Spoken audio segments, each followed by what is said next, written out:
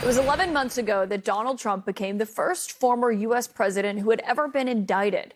And now, nearly a year later, he is the presumptive Republican nominee. He's just clinched the delegates. And it's not clear if voters are going to get to hear the evidence against him in any of those cases before they decide if he should return to the White House.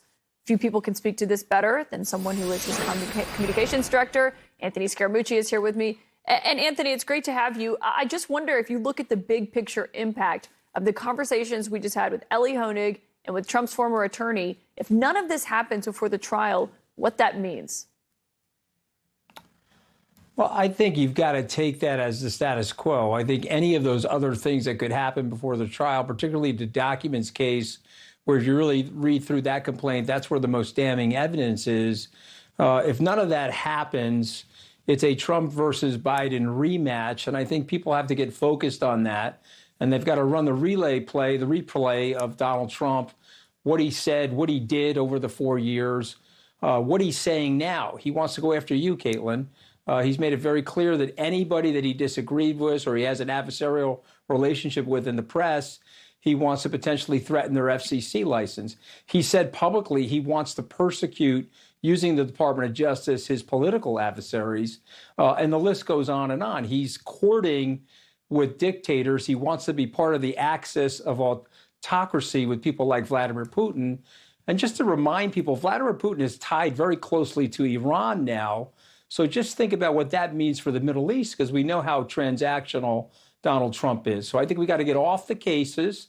We have to focus on Mr. Trump being the most un-American presidential nominee in U.S. history. And we have to go through the things that he's saying he's going to do as it relates to being the American president. And I think if we do that, he's going to lose the election. What about the human aspect of this? Because obviously there's also questions on not just what he would do in a second term, but who would work in that administration. And Brian Butler, the former Mar-a-Lago employee that we spoke with this week, he talked about the relationship aspect of this and what Trump does to those around him. This is what he told me. It must feel like you're choosing between, loyalty to your Absolutely. friends and telling the truth. Absolutely. And there's no person that wants loyalty more than the former president. I mean, he says it all the time. I mean, what do you make of what someone who worked for him for 20 years has to say about how he treats people and what that would mean if he takes office again? Well, I mean, what I would have asked, Brian, though, you've seen people come and go, myself included. There always seems to be a group of rubes that get sucked into Trump's orbit and think they're either going to be different this time or he's changed or they're going to change him. And then he just rotates through those people and runs them over. And so that's why 39 of his cabinet members and sub-cabinet members refused to endorse him at this time. But the one last point, Caitlin, I think this is the most telling point.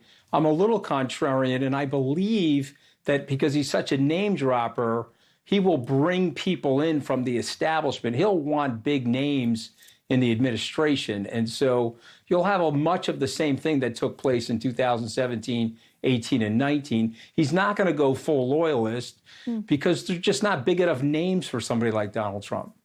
We'll see what that looks like. Anthony Scaramucci, I know you will not be one of them. Thank you so much for joining tonight. I don't even want one extra day, Caitlin. Okay, not even one extra. I don't want to make it an even dozen. Anthony Scaramucci, Mr. 11 Days, thank you for that.